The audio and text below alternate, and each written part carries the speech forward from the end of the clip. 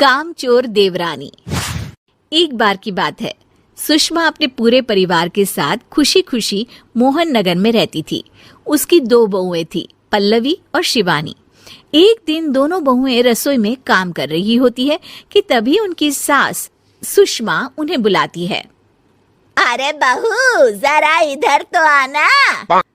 शिवानी, जरा जाकर देखना सासू माँ क्या कह रही हैं। दीदी, आप ही देख लो ना जाकर, आपको भी तो सुनाई दे रहा है। अरे मैं आटा गूंद रही हूँ ना, तुम चली जाओ।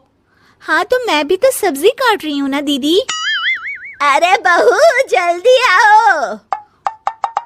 ओह, ये तो जाएगी नहीं, मैं ही जाकर देखती हूँ कि क्या करना है। पल्लवी सुषमा के कमरे में जाती है। जी मम्मी जी, क्या हुआ? शाम को घर पर कुछ मेहमान आने वाले हैं, तो तुम अच्छा सा खाना बना लेना बहू।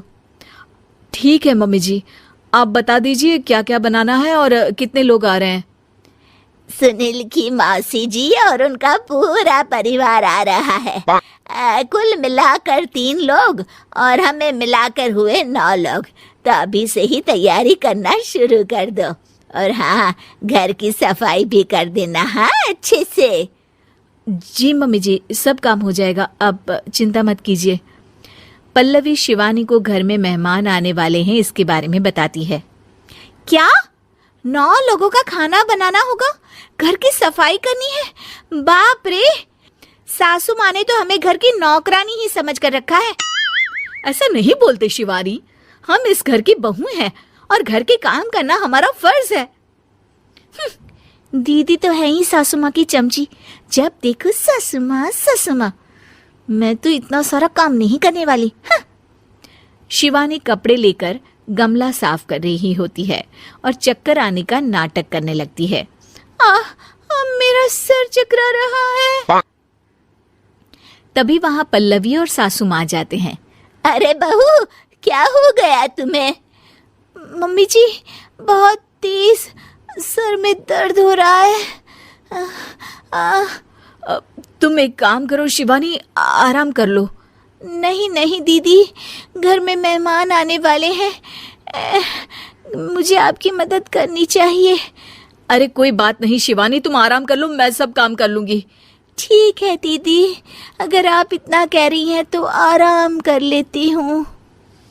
शिवानी आराम से अपने कमरे में मैगजीन पढ़ रही होती है। इसे कहते हैं आराम की जिंदगी। इतना सारा काम। चलो, सारा काम खत्म हो गया, शिवानी को देख आती हूँ। शिवानी अपने कमरे में ईयरफोन में गाने सुनते सुनते सो जाती है और उसके साइड में मैगजीन भी रखी होती है। पल्लवी वहां आ जाती है और वो सब देखती है। ओहो, तो मतलब सब काम चोरी का बहाना था। अभी बताती हूँ इसको।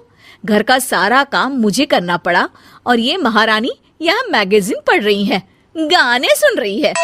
पल्लवी रसोई से एक प्लेट और चम्मच लेकर आती है और शिवानी को थाली बजाकर उठाने लगती है। शिवानी अचानक से उठती है। उठ गई महारानी, गाने भी सुन लिए, मैगजीन भी पढ़ ली। तुम तो बहुत बड़ी झूठी निकली शिवानी। तुमने सर दर्द का बहाना बनाया ताकि काम करने से बच सको।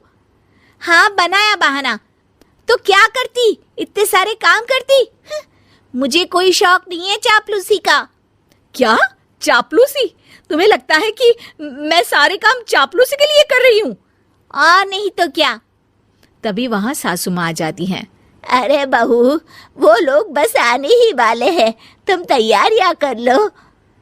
जी सासू माँ, तुझे तो मैं बाद में देखती हूँ। सब खाना खाने बैठते हैं और खाना शुरू करते हैं। तभी सुनील की मौसी बोलती है। वाह भाई वाह, खाना तो बहुत ही अच्छा बना है सुषमा जी, एक एक चीज में क्या स्वाद है। ये सुनकर शिवानी मुंह बना लेती है। उसे अपनी जेठानी की इतनी तारीफ रास नहीं आती। आपकी बहुएं तो बहुत ही अच्छा खाना बनाती हैं। हाँ, बनाती तो दोनों ही अच्छा है, पर आज ना ये सारा खाना बड़ी बहू ने बनाया है। छोटी बहू की तबीयत ठीक नहीं थी, सो इसलिए। मानना पड़ेगा सुषमा जी, आपकी बड़ी बहू तो बहुत ही गुणवान है। पल्लवी की तारीफ सुनकर शिवानी को जलन होती है। पल्लवी ये सुनकर खुश हो जाती है और शिवानी की तरफ देखकर उसे चिढ़ाती है। कुछ देर बाद मेहमानों के जाने का वक्त हो जाता है। मौसी जी सबके लिए उपहार लाई होती है। वो सबको शगुन के पैसे देती हैं और अंत में पल्लवी के पास आती है। तुम्हारे लिए शगुन का लिफाफा तो है ही, पर बहू तुम्हें एक और उपहार भी मिलेगा इतना अच्छा खाना बनाने के लिए। मौसी अपने सोने के कंगन निकालकर पल्लवी को पहना देती है। ये लो, ये मेरे मनपसंद कंगन है, अब से ये तुम्हारे हुए। धन्यवाद मौसी जी। ये देखकर शिवानी तो पूरी तरह से जल जाती है और गुस्से से रसोई में चली जाती है। तभी वहां पल्लवी आ जाती है और उसे अपने कंगन दिखाने लगती है। देवरानी जी, अब आपका सर दर्द ठीक तो है ना? मुझे लगता है कि अब सर दर्द शुरू हो गया होगा आपका।